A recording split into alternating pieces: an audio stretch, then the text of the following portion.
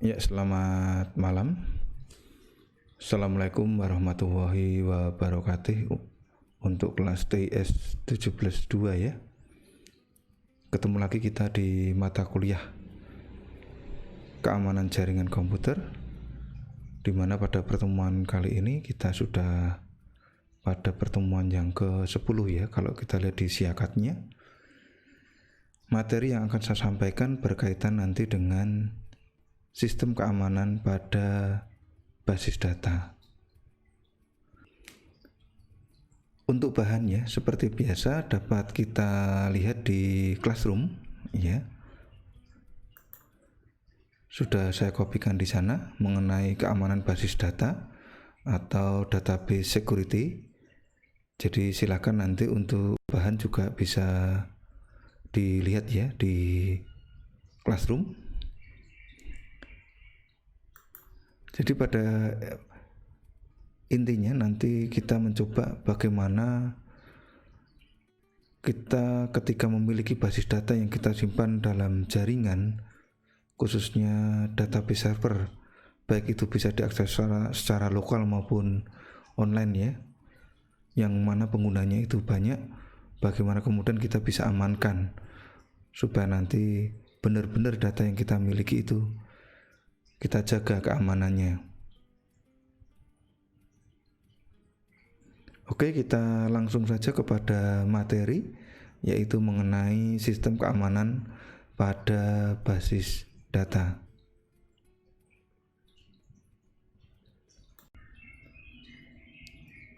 Keamanan basis data atau disebut juga database security. Isu mengenai keamanan basis data. Kemampuan menyediakan informasi dengan cepat dan akurat merupakan kebutuhan dalam information-based society. Sangat pentingnya dari sebuah informasi hanya boleh diakses oleh orang yang terotorisasi. Adanya tren trade secret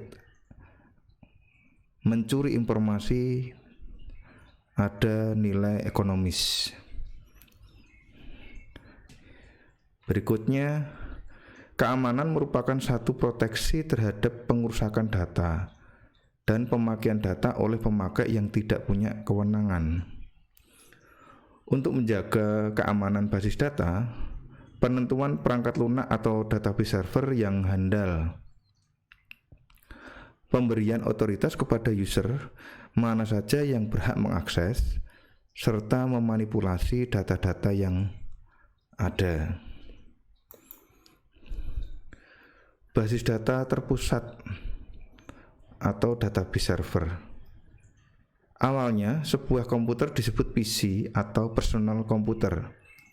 Namun sering dengan perkembangan bidang jaringan komputer, maka sebuah komputer tidak tepat lagi disebut PC, melainkan share komputer. Digunakan untuk menyimpan classified information. Dengan adanya LAN atau komputer network ya, akan mempercepat akses basis data mulai terhubung ke jaringan komputer. Di situ membuka potensi lubang dari keamanan. Sedangkan security versus kenyamanan, lebih banyak server yang harus ditangani dan lebih banyak SDM handal dan sebar. Padahal susah untuk mencari SDM, untuk itu dilakukan desentralisasi server. Seiring dengan perkembangannya, banyak server dibuat, tetapi juga mencari tenaga ahlinya di situ juga kesulitan. Ya. Potensi ancamannya bagaimana? Ada 3 sisi ini. Yang pertama ada sisi dari user, ada sisi dari programmer atau operator, ada sisi dari database administrator atau perancangnya, pembuatnya. Jadi database ya dibuat untuk bisa kemudian melayani kebutuhan dari pengguna. Data-data bagaimana supaya bisa mudah untuk diakses oleh pengguna. Bagaimana data itu nanti ditampilkan kepada pengguna. Disitulah mulai dirancang. Bagaimana konsepnya, kemudian data itu nanti akan ditampilkan, bagaimana data itu nanti akan diakses, bagaimana data itu nanti menyimpannya. Nah, oleh seorang programmer diciptakan sebuah aplikasi yang membantu pengguna bisa mengakses ke database yang didesain atau dibuat oleh database administrator. Setelah aplikasi itu jadi, baru kemudian user dapat berinteraksi atau terhubung ke servernya lewat aplikasi yang dibuat oleh programmer. Nah, dari sini ya ada beberapa user yang sengaja ya tidak sekedar nanti hanya untuk mencari informasi-informasi yang positif saja, tetapi juga mencari kelemahan dari server itu. Kemudian nanti sebagian dari data atau bahkan banyak ya data itu diambil tanpa seizin. Nah, ini menjadi ancaman. Karena semuanya terpusat, data tersimpan dalam satu tempat. Nah, user itu berusaha kemudian nanti akan mengambil data itu. Klasifikasi keamanan basis data. Yang pertama, keamanan yang bersifat fisik atau physical security. Keamanan yang berhubungan dengan orang atau personel. Yang ketiga, keamanan dari data dan media serta teknik komunikasi. Yang keempat, keamanan dalam operasi. Klasifikasi keamanan basis data. Basis data dibagi menjadi 3 ya, ada DBMS dan program aplikasi. Kemudian ada database-nya itu sendiri dan ada jaringan komunikasi yang akan digunakan. Jadi pengamanannya bisa dimulai dari aplikasinya, dari programnya yang kita pilih nantinya apa, menggunakan database server yang mana. Kemudian dari database-nya itu sendiri dengan cara nanti memberikan hak kepada penggunanya, memastikan bahwa alat tidak terjadi pencurian ataupun nanti ada kehilangan data. Kemudian perangkat keras bisa diakibatkan karena banjir, gempa, kemudian jaringan komunikasi yang nanti kita pilih, bagaimana nanti relasinya atau hubungannya. Aspek dukungan keamanan basis data, keamanan dari sebuah jaringan atau network security. Fokusnya pada saluran pembawa informasi. Aplikasi security, fokus pada aplikasi itu sendiri. Yang ketiga, computer security, fokus kepada keamanan dari komputer atau end system yang digunakan. Prinsip pengamanannya: 1. Kerahasiaan, menjamin perlindungan akses informasi. 2. Keterpaduan, menjamin bahwa informasi tidak dapat diubah. 3. Ketersediaan, menjamin kesiapan akses informasi. Jadi prinsip dari keamanan ini harus dijaga. Kerahasiaan, ya, keterpaduan, dan ketersediaan, atau 3 hal ini.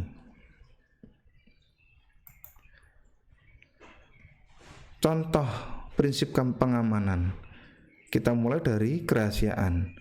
Ambil contoh, ini ada catatan medis harus dari sebuah pasien harus tertutup untuk umum, tidak bisa sembarang orang bisa membaca, harus dirahasiakan.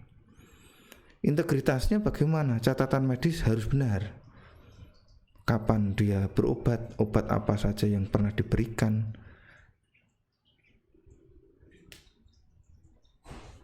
Ketiga, ketersediaan. Catatan medis pasien dapat diakses saat dibutuhkan untuk pengobatan. Jadi ketika dokter membutuhkan informasi dari riwayat catatan medis pasien, bisa langsung ditunjukkan. Nah, ini yang disebut prinsip-prinsip pengamanan. Dimulai ada kerahasiaan, integritas, maupun ketersediaan. Aspek keamanan dari basis data. Pertama, ada privacy. Kedua, integrity. Ketiga, authentication. Availability, non-repudiation, dan terakhir access control.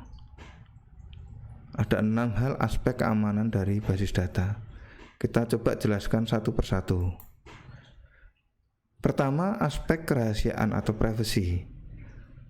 Proteksi dapat bersifat pribadi yang sensitif seperti nama, tempat tanggal lahir, agama, hobi, penyakit yang pernah diderita, status perkawinan, data-data pelanggan, transaksi pada e-commerce.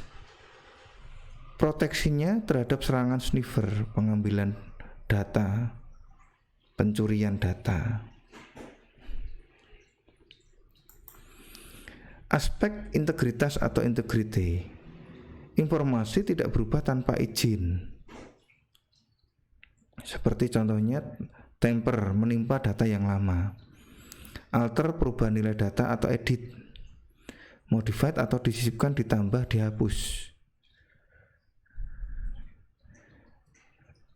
Seandainya itu ada perubahan, ada catatan kapan perubahan itu dilakukan. Jadi itu aspek integritas. Ya, jadi ada dokumentasi kapan terjadi pengeditan, perbaikan. Kemudian aspek integritas yang lain, proteksi terhadap serangan sniffer seperti tadi, spoof, virus, dan trojan horse. Ya, perlindungannya diantaranya itu. Aspek keaslian atau authentication, meyakinkan keaslian data, sumber data, orang yang mengakses data, server yang digunakan. Trennya saat ini seperti kita lihat ada penggunaan digital signature, biometrik, ya, sidik jari. Nah, ini berkembang pesat saat ini, ya, ketika ada pandemi seperti ini, ya, penggunaan biometrik khususnya untuk absensi, ya, itu banyak dipakai, meyakinkan bahwa yang absen, ya, yang menggunakan biometrik itu asli orangnya. Berikutnya dari keaslian itu proteksinya apa? Terjadi ada pemalsuan password. Nah, ini juga sering terjadi juga, ya, saat ini, Tetapi dengan adanya biometrik diusahakan bahwa yang bertransaksi memang benar-benar penggunanya itu. Aspek ketersediaan atau availability. Informasi harus dapat tersedia ketika dibutuhkan. Jangan sampai server kemudian hang, down atau crash. Ya, jadi harus ada backup, ada power cadangan. Ya, jadi jangan sampai server yang melayani 24 jam itu nanti berhenti karena ada gangguan. Proteksinya contohnya pada denial of service atau DOS attack. Aspek tanpa penyangkalan atau non-repudiation. Tidak dapat menyangkal. Dalam hal ini telah melakukan transaksi. Contohnya seperti yang tadi menggunakan digital signature. Ya, tanda tangan ya secara digital. Proteksinya terhadap serangan yang namanya deception. Aspek kontrol akses atau akses kontrol. Mekanisme untuk mengatur siapa boleh melakukan apa. Biasanya password ya, diatur melalui password. Adanya klasifikasi atau privileged user, penggolongan, kelompok-kelompok. Ya, beberapa user tidak sama dengan user yang lainnya. Proteksinya terhadap serangannya disebut intruder. Ya, yang masuk tanpa izin. Ya. Kemudian batasan-batasan privileged user basis data bagaimana? Contohnya kalau untuk data administrator, ya, dia yang berhak membuat kebijakan, keamanan dan prosedur bagaimana nantinya mengakses database itu sendiri. Kemudian kalau nanti programmer atau operator, ya, password untuk bisa masuk atau bisa mengakses basis data, membuat program. Ya. Tetapi di sini beberapa dari programmer atau operator ya khususnya ada yang melakukan tindakan hal-hal yang kemudian mengakibatkan sistem basis data itu terganggu karena mogok misal ya, bisa saja terjadi ya, diberikan batasan saja, tidak setuju dengan kebijakan. Kemudian kalau pengguna akhirnya bagaimana?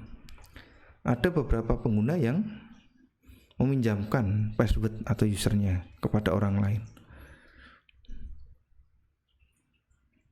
Jadi orang itu bisa masukkan data, ya, tetapi orang itu nggak berhak sebenarnya.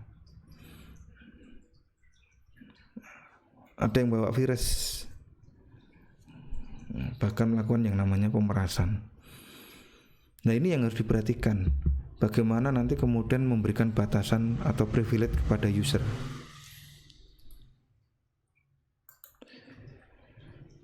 Jenis serangannya apa saja? Attack ya. Interruption, penghentian sebuah proses sedang berjalan. Nah ini sering kita lihat ya di dalam sebuah sistem ketika kita pakai berhenti gitu ya. Interception, menyela sebuah proses yang sedang berjalan. Ya, jadi sengaja mengerjakan dulu dari virus ya ataupun pengganggunya ini ya, aplikasinya. Modification, mengubah data tanpa izin dari pihak otoritas. Fabrication, perusakan secara mendasar pada sistem utama. Nah, dari 4 ini yang perlu diperhatikan bahayanya ancaman atau serangannya.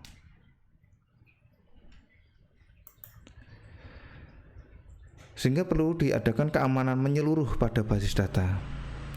Keamanan merupakan satu proteksi terhadap pengerusakan data dan pemakaian data oleh user yang tidak memiliki otoritas. Untuk menjaga keamanan dari basis data dibutuhkan penentuan perangkat lunak basis data server yang nanti handal atau nanti yang terpilih. Pemberian otoritas kepada user mana saja yang berhak mengakses serta memanipulasi data-data yang ada.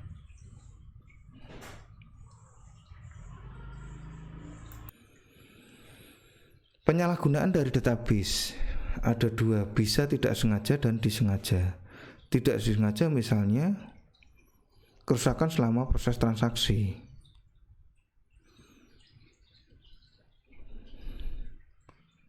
Keadaan yang disebabkan oleh akses database yang konkuren, tidak stabil ya. Keadaan yang disebabkan oleh pendistribusian data kepada beberapa komputer.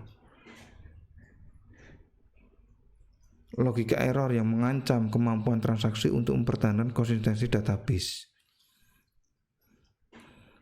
Karena server dibangun, diciptakan untuk melayani ya segala permintaan dari penggunanya. Akibat kemudian kalau memang penggunanya itu banyak ya, tanpa sengaja ya bisa mengakibatkan kinerja dari server itu menurun. Jadi itu tidak sengaja. Kemudian kalau disengaja nanti bagaimana? Disengaja bisa di sini oleh pihak yang tidak ada otoritas. Misal pengambilan data atau pembacaan data, pengubahan ataupun penghapusan. Karena dia tidak punya hak otoritas, begitu nanti dia bisa mengakses, akibat kemudian langsung kemudian bisa mengubah-ubah atau menghapus. Tingkatan keamanan basis data. Secara fisik ya, lokasi di mana terdapat sistem komputer harusnya aman secara fisik terhadap serangan destroy. Bisa di ruangan itu diberi AC ya,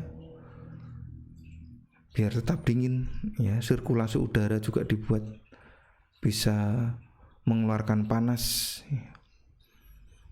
Alat-alatnya juga penempatannya tidak dijadikan satu dalam satu rak yang tertutup rapat, tetapi harus ada pori-pori atau rongga-rongga yang bisa menyalurkan hawa panas supaya nanti server itu bisa bekerja terus menerus.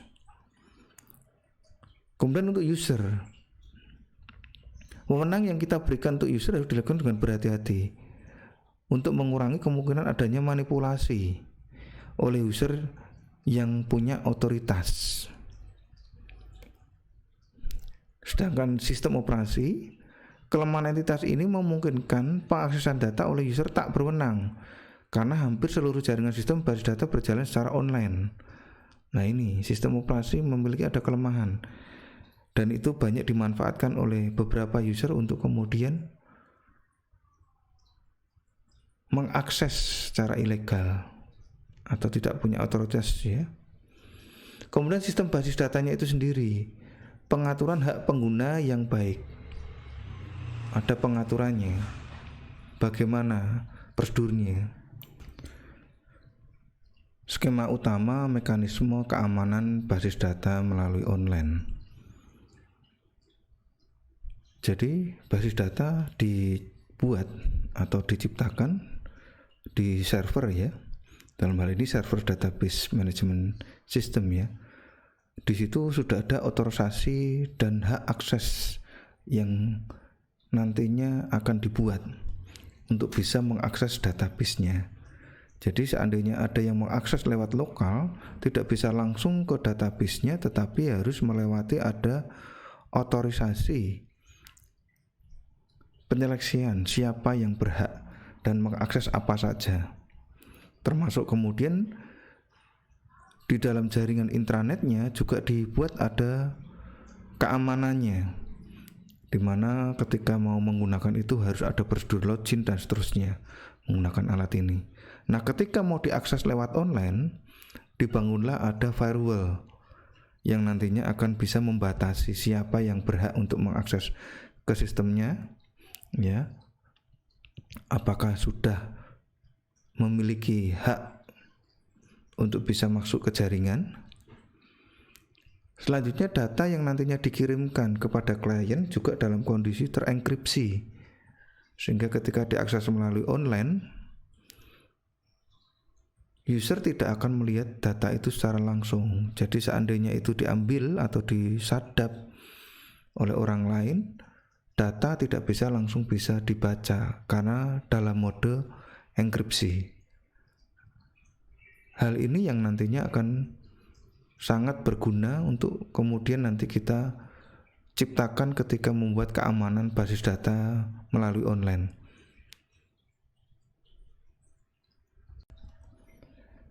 Pertahanan sistem basis data bisa menggunakan pendekatan berlapis dengan meningkatkan deteksi risiko serangan, mengurangi kesempatan berhasilnya penyerangan.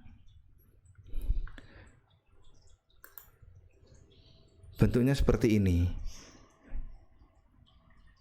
Ketika data kita buat, kita beri yang namanya enkripsi. Kemudian aplikasi bisa kita berikan ada antivirus, pengelolaan jalur, pembakuan dari operating system. Sedangkan pada hostnya kita berikan autentikasi untuk memastikan penggunanya. Kemudian jaringan internalnya kita kasih nomor IP yang memang kita ciptakan untuk tidak kita buat publik. Kemudian perimeternya kita kasih firewall, atau bisa juga kita kasih VPN. Kemudian keamanan secara fisik bisa kita buat seperti di ruangan khusus yang kita kasih gembok, diberi AC, diberikan fan. Baru kemudian user untuk bisa mengakses kita kasih kebijakan atau prosedur. Ini pertahanan sistem basis data yang harus kita buat.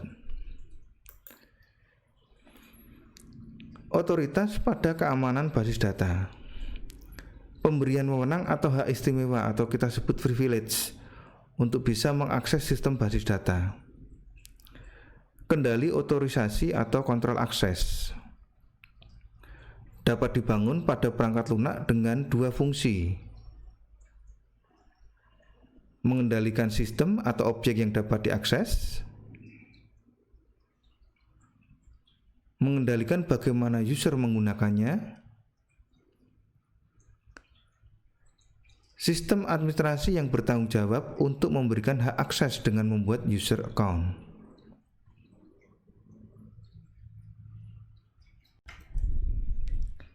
Tabel view keamanan pada basis data merupakan metode pembatasan bagi user untuk mendapatkan model basis data yang sesuai dengan kebutuhan pengguna.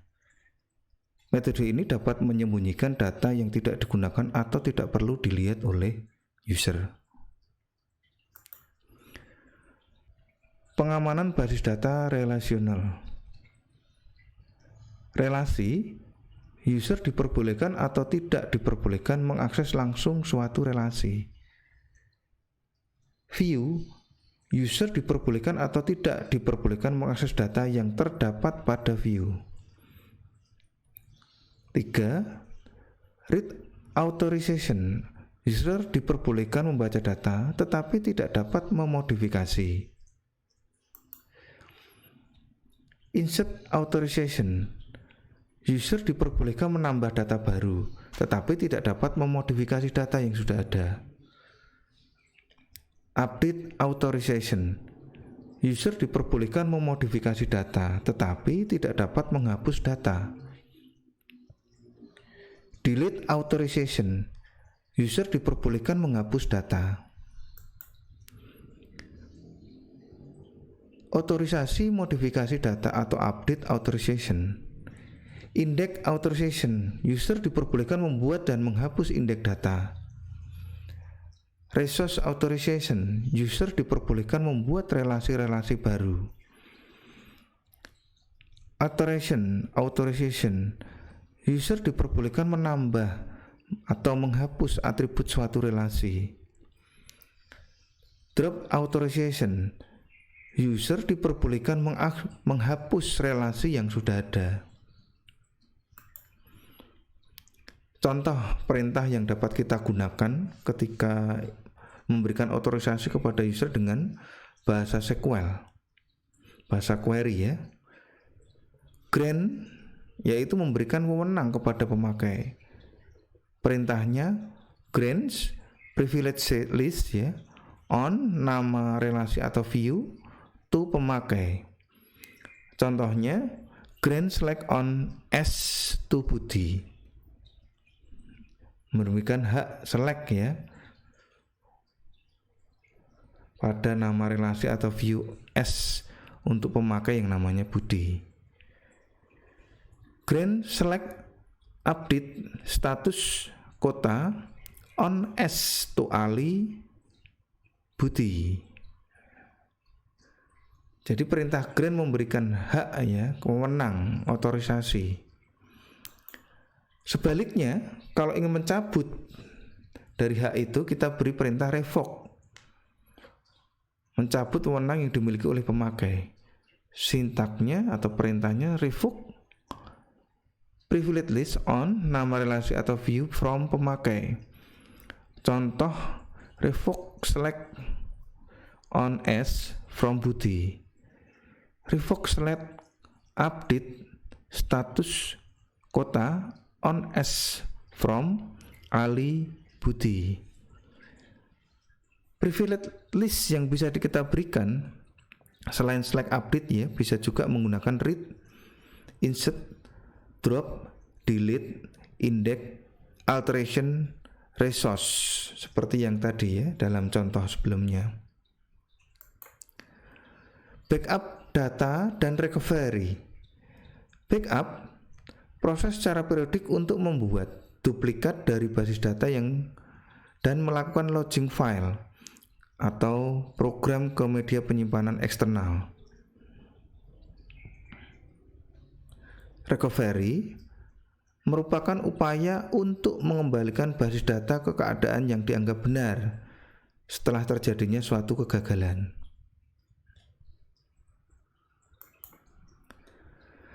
Cara mudah menerapkan keamanan. Memberi semua pengguna akses maksimum, tetapi kelemahannya adanya kemungkinan kehilangan atau penyalahgunaan data. Penggunaan basis data harus mempunyai akses yang cukup untuk melaksanakan pekerjaannya. Dengan kata lain, akses yang diberikan kepada pengguna harus sekecil mungkin untuk menghindari masalah. Tingkatan akses pada sistem informasi. Ada pengguna super, root pada Unix, admin pada novel. Pemilik basis data, pemilik skema, dan pengguna akhir.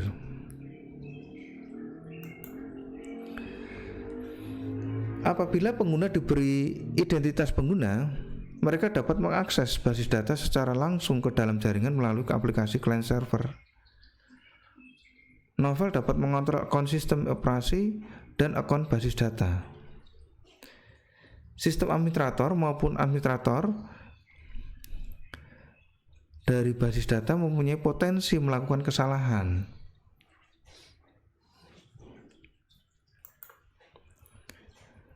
Pengguna super adalah akun pada sistem operasi yang mempunyai privilege paling banyak. Pengguna super memiliki akses ke semua file yang disimpan pada sistem. Pemilik basis data memiliki akses ke semua file yang berhubungan dengan software basis data dan file data pada suatu sistem. Meskipun pemilik basis data dibatasi pada file-file yang berhubungan dengan basis data, tetapi kita perlu mengingat bahwa sebagian file pada sebagian sistem berhubungan dengan basis data.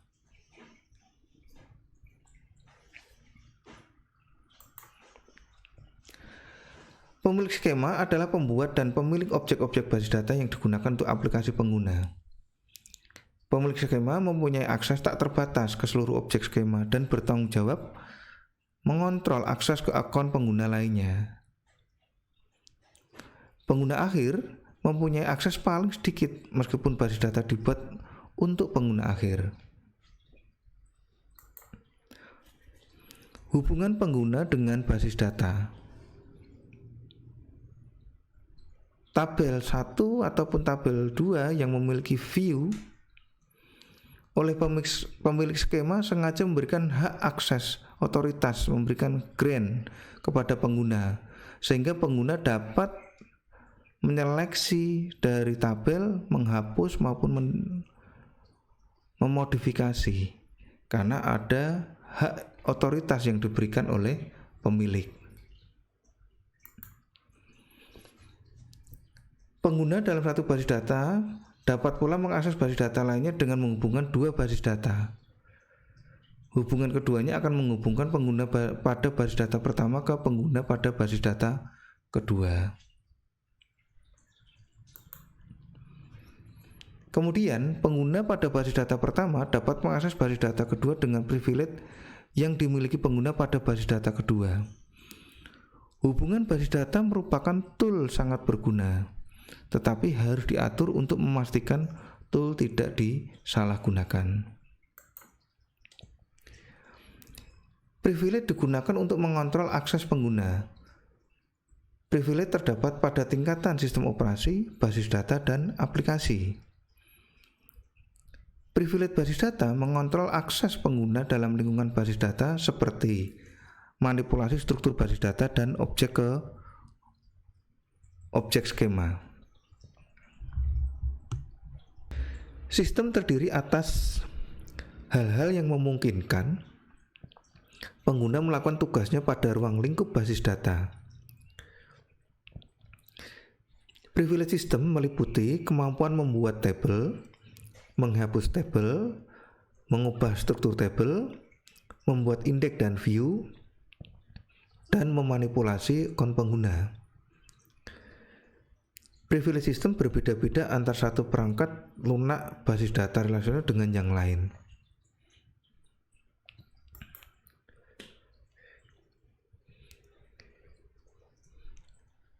Privilege object memungkinkan pengguna melakukan tugasnya pada ruang lingkup skema. Privilege object meliputi kemampuan mengambil data dari tabel dan memanipulasi data tabel. Privilege object misal select memungkinkan data diambil dari tabel. Insert memungkinkan pembentukan baris data baru atau record ya. Update memungkinkan data yang sudah ada dalam tabel untuk dimodifikasi. Reference memungkinkan kolom dalam tabel untuk diacu kolom lain seperti melalui kunci tamu.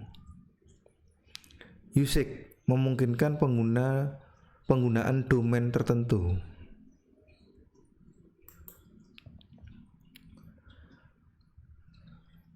Dalam gambar bisa kita lihat pemilik skema memberikan hak untuk kemudian pengguna dapat menyeleksi, memilih, menambahkan, memperbaiki, bahkan menghapus dari tabel-tabel yang dibuat oleh pemilik skema. Sedangkan database administrator mendukung dengan menciptakan tabel yang nantinya akan diakses oleh pengguna, membuatkan indeks, dan juga membuatkan view.